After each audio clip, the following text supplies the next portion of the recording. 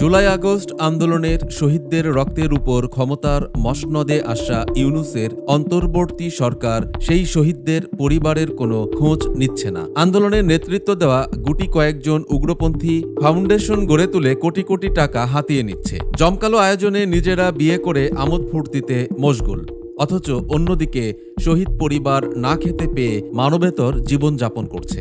এমন বাস্তবতায় এবার জুলাই আগস্ট আন্দোলনে যারা শহীদ হয়েছেন তাদের পরিবারগুলোর কোনো খোঁজ অন্তর্বর্তী সরকার নিচ্ছে না, এমন অভিযোগ এনে পথে প্রতিবাদে নেমেছেন পরিবারগুলোর একদল সদস্য।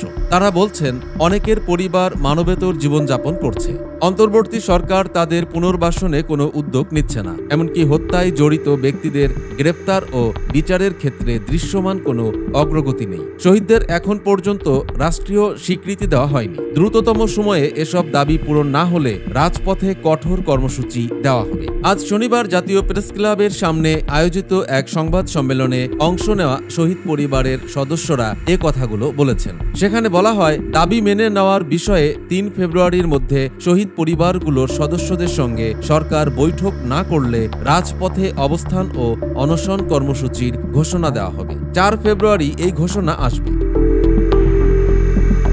প্রিয় দর্শক, সমকালীন সব চমৎকার খবর ও বিশ্লেষণ দেখতে সাবস্ক্রাইব করুন আমাদের চ্যানেলটি।